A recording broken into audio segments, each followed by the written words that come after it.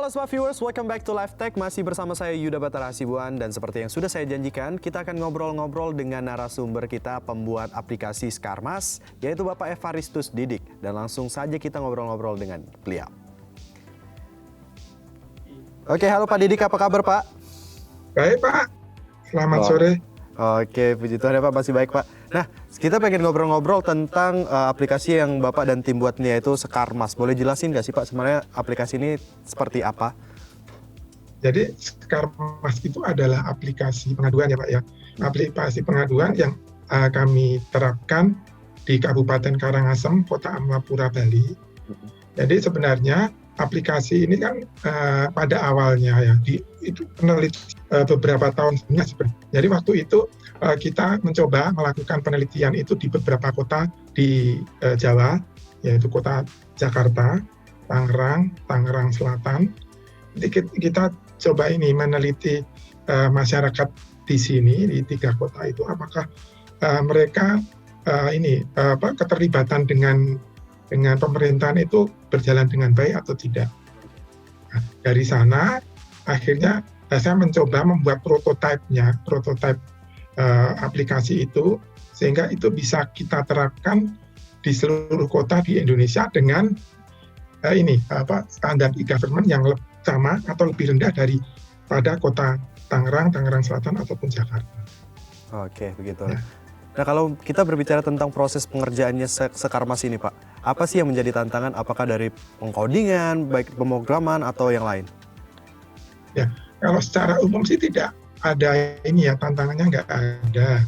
Cuma memang dari pemrograman itu kita harus seperti ini, Mas. Karena ini yang akan menggunakan adalah masyarakat luas ya. Masyarakat luas. Jadi kita harus bisa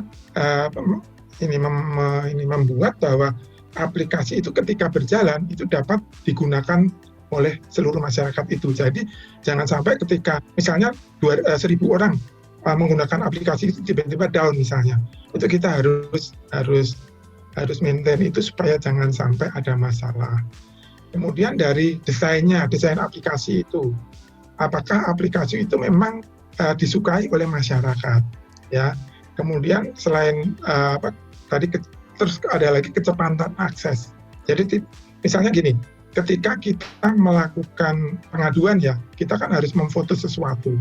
Ya, kadang-kadang saya lihat di beberapa daerah itu ketika dia foto lambat, klik itu nggak langsung muncul di layar, kemudian tapi masih nunggu beberapa detik. Nah itu masalah juga. Jadi kita bikin 3 masalah utama tadi supaya jangan ada lah di aplikasi yang dibangun.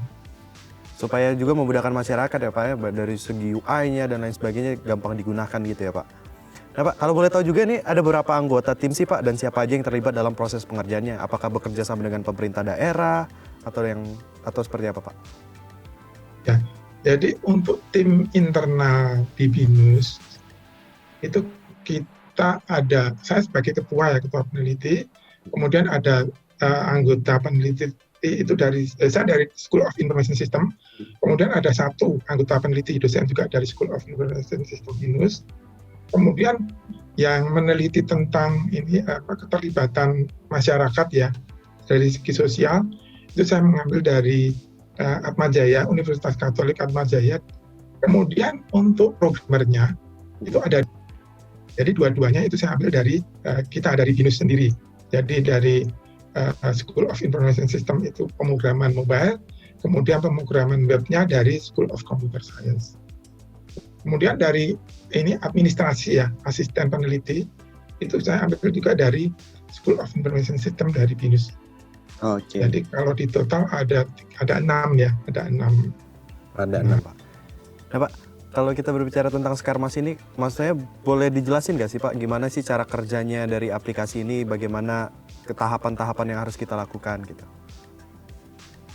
Jadi gini ya, jadi di awal itu kenapa kita membangun Skarmas ini, aplikasi pengaduan ini, kenapa? Karena memang setelah saya survei dari berbagai kota, jadi tidak hanya setelah dari Jakarta, Tangerang Selatan, itu saya juga survei ke Malang, kemudian ke Jogja, Purbalingga, jadi yang lebih kecil lagi kan ada Purbalingga. Kemudian kalau di Bali itu ada Denpasar juga. Nah, semuanya ketika saya tanyakan, itu dasar dari smart city yang akan mereka buat adalah aplikasi pengaduan. Oke. Jadi sebenarnya Karmas ini adalah dasar atau awal dari smart city di kota masing-masing sebenarnya. Oke. Jadi kenapa saya membuat ini ya? Karena ini sebagai awal bahwa smart city itu akan akan diawali oleh aplikasi pengaduan ini. Ya. Kemudian tadi apa pertanyaan berikutnya? Cara masyarakat untuk menggunakan ini pengaduannya seperti apa tahapannya? Tahapan ya. Jadi di awal misalnya ada masalah, misalnya ada banjir kalau di Jakarta, Oke. itu kita foto, kemudian kita kirim. Nanti ada adminnya dari pemerintah kota setempat. Kemudian kalau sudah diterima, itu masih ketika kirim itu warnanya merah, notifikasinya merah. Oke. Kemudian kalau sudah akan ditindaklanjuti, itu warnanya jadi kuning. Kemudian kalau semua sudah selesai dan beres, itu warnanya jadi hijau. Oke, baik. Nah, apa ada sistem keamanan tertentu yang dimiliki aplikasi ini untuk menjaga pelapor maupun lembaga yang menanganinya? Seperti mungkin ada laporan-laporan palsu, atau misalnya kan ada orang-orang iseng gitu ya Pak ya, untuk nipu. Apakah ada sistem keamanan tertentu nggak sih Pak? Nah, jadi dari situ ya misalnya ini, di awal memang kita akan mencoba untuk menanggulangi beberapa laporan palsu seperti itu. Jadi dengan cara bahwa waktu mereka mendaftar ke aplikasi ini, mereka harus mengambil nama dia dari aplikasi kependudukan.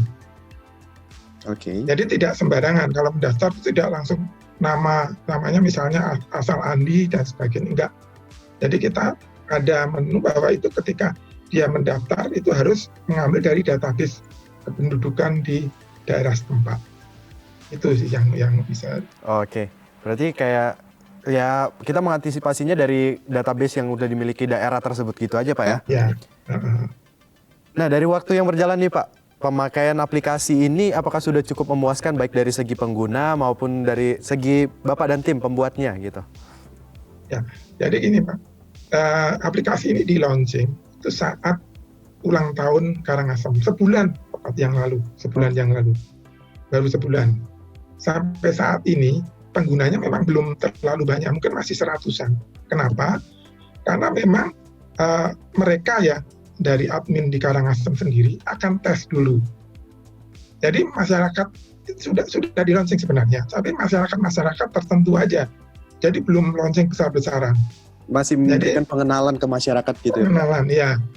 Jadi dari sekitar 100 itu nanti apakah feedback yang masuk itu memang perlu kita tindak lanjuti atau tidak. Okay. Nah, beberapa kali ini memang ini ya sedikit-sedikit, misalnya ini ada perlu notifikasi nanti perlu misalnya ada laporan masuk harus ada notifikasi seperti apa, itu muncul. Jadi kita sambil jalan ini masih pengembangan terus. Jadi akan kita sesuaikan dengan kebutuhan masyarakat di sana nantinya. Oke Pak. Jadi itu tidak akan berhenti. Oke, amin. Semoga semua aplikasinya dapat berguna ya Pak. Nah, mungkin pertanyaan terakhir saya nih Pak, harapan apa sih Pak ke depannya untuk aplikasi ini, apalagi terutama untuk ke masyarakat Karangasem? Ya, jadi kalau untuk harapan saya ke depannya, bahwa yang pertama ya, karena ini kan sekarang pemerintah baru menggalakkan revolusi 4.0 ya. Iya. Itu harus jalan dengan itu. Kemudian untuk masyarakat setempat, itu dengan adanya aplikasi ini akan membantu mereka untuk memenuhi kebutuhan mereka terkait dengan kebutuhan mereka dengan pemerintah ataupun dengan lingkungan sekitarnya. Jadi nanti misalnya ya kalau pengembangan ke depan misalnya butuh ke rumah sakit misalnya, itu langsung bisa terhubung ke situ. Misalnya kalau sekarang ada pandemi COVID, butuh ruang yang VIP misalnya, kita cari langsung, mereka bisa langsung bisa mengetahui bahwa ketersediaan ruangan seperti apa. Jadi pada intinya bahwa kita ingin mensejahterakan masyarakat Karangasem dan ingin masyarakat itu bisa terlibat lebih jauh dengan pemerintah. Jadi hubungan pemerintah dengan masyarakat itu semakin bagus. Itu saja sih. Semoga ya, Pak, aplikasi ini membantu masyarakat Karangasem menjalin silaturahmi, menjalin kerjasama dengan pemerintah juga dengan lebih baik gitu ya Pak ke depannya. Dan Pak Didik, nggak berasa nih karena durasi dan waktu, jadi kita harus mengakhiri obrolan kita. Terima kasih untuk informasinya tentang aplikasi yang dibuat, teknologi yang dibuat dan diterapkan. Terima kasih juga Pak Didik untuk waktunya sudah mau sharing ke kita. Semoga Pak Didik selalu sehat dan beserta keluarga ya Pak. Ya, terima kasih. Oke baik Pak, terima kasih Pak. Nah semua viewer, sekian ngobrol-ngobrol saya, begitu juga dengan sharing dengan Pak Didik. Dan jangan kemana-mana, karena saya akan kembali dengan tips and trick yang tentunya kalian nantikan. Jadi tetaplah bersama saya di Live Tech.